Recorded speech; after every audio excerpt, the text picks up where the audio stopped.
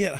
And I've done that on some levels. In some relationships. You got to fucking, in that moment, you got to find anything, any sort of angle you can get when you're in a terrible mindset and you're pissed off. The last thing you're thinking about is, I'm not defending anybody. No. That's not what I'm saying. But I mean, I've been there where you want to be as hurtful as you can fucking be in that moment. Yeah.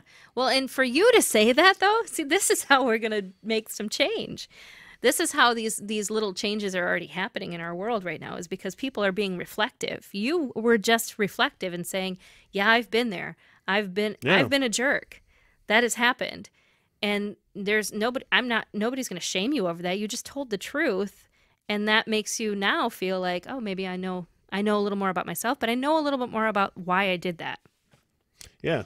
And that's how change happens. I think, look at us, Smitty, we're going to change the world. I just want to change my, I don't know what I want to change. Well, you've been pretty vocal about your own struggles with mental illness, and I just think that is huge. Now, I'm telling you, when I started in radio 15 years ago, there's no way that anybody would be that upfront about it. Not at the time.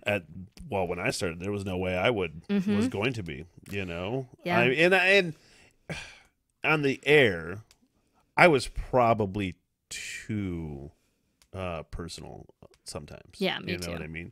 Where I would get deep on occasions, you know? But this whole thing has just like, the whole podcast thing and everything I'm trying to do, you know, has really made me and forced me to reflect on and just who I am and what I'm trying to do, and like, you know, has honestly forced me to just be a better person and become a better person and become a more thoughtful person. And that's kind of my only goal is just to be as thoughtful as I can. Right. And is relatable, because as I say all the time, like, people just want something to relate to. Yeah. You know what I mean? If you can be relatable and thoughtful and funny or whatever, that's really all you can try to do. It's be authentic. I had one question for you, if you don't mind. Yeah. So you had said on a recent podcast, and you've said this before, that this is your therapy. Yeah. Is it your therapy is just talking, and oftentimes just to yourself your therapy? Or is your therapy knowing that people are listening? No, well, you know, there hasn't historically been a bunch of people listening, you know.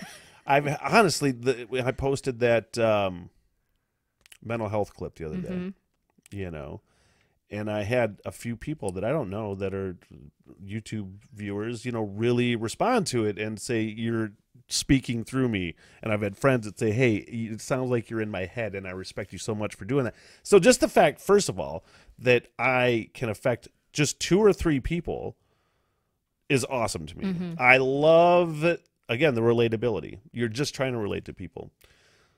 What was the question again?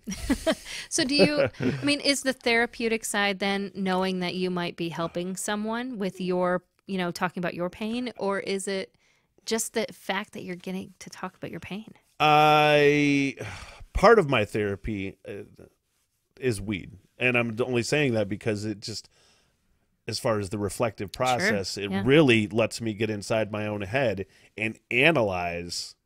People will talk about paranoia a lot with the weed. I get that too. But it really, I analyze it. I analyze where the paranoia is coming from. I analyze why I think these things, and that's part one of the therapy. And then, the whole reason I do a Sunday morning talk practice podcast. And I started doing that because I just had so much anxiety about like going live and like, could I do this that wasn't 2 minutes and then into a song?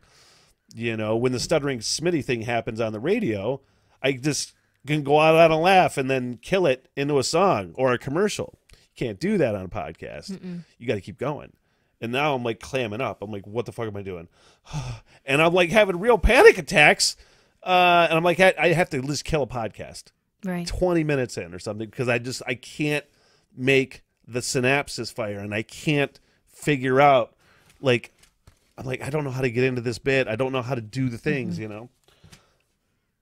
So the podcast has just been letting me get comfortable with talking in a relaxed setting where I'm not fucking amped up, to sit here and give yourself the time to say what's on your head. Yeah. I mean, and that's essentially what it has been for me, is just like getting whatever's in my head It's mindfulness. out in a somewhat coherent manner. Well, yeah. I mean, and it's full mindfulness, though, because you have to be completely present in this medium. You can't rely on going to a break in any of that. So you have to be, and that is scary, to be in your head like that. That first couple 3 months where I was doing, because I started doing this podcast with my brothers. Mm-hmm. You know, and then I had Tim on the What the Hell Everything podcast when we first started. That didn't go off, did it? Please tell me we're still alive. As I'm talking about, like, I've conquered my anxiety, which is not true. Well, anxiety can be good for you too, though, you know? But I was doing it with people. Yeah. You know, and then once, you know, and it's nothing against anybody else, but this is not for everybody. Mm-mm. You know, my brother put it best. He's like, you know, I have social anxiety. When I get home from work, I like to sit there and just be by myself, and I don't want to go out to the bar necessarily. And doing a podcast is just like that. It's like socializing. Right. Yeah, but this is why I love this medium so much, and this is why I've always loved radio, is because it's the most introverted way to be extroverted. Yeah. And that's exactly, I'm an introverted extrovert. Yeah, me too. And so I think that's why we do well on this, because, man, this is all I want to do is like small, you know, one-on-one conversations. Get me out into public and I'm awkward. I don't like that. It's so weird. I'm finally, this whole like getting over this thing has helped me wait tables, like wait big tables, because I will clam up.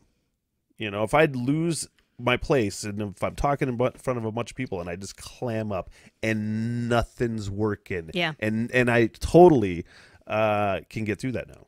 Way easier than I could before, because I could allow my brain allows myself to settle down and relax and slow down, and then you're back to it. Oh, yeah. Right. Yeah. No, I'm so glad that you have this. I'm really glad that you have this kind of therapy. I want to have a fun podcast in addition to this other one that is going to be super serious. No, not super serious, still fun, but really like big goals. Yeah. And then sometimes I just want to be like, you know, I want to bring snack foods and rate them. Honestly, you want to bring some. If you want to make a return trip to Cadillac, bring some snack foods, and we'll rate that shit all day. What the hell? Everything.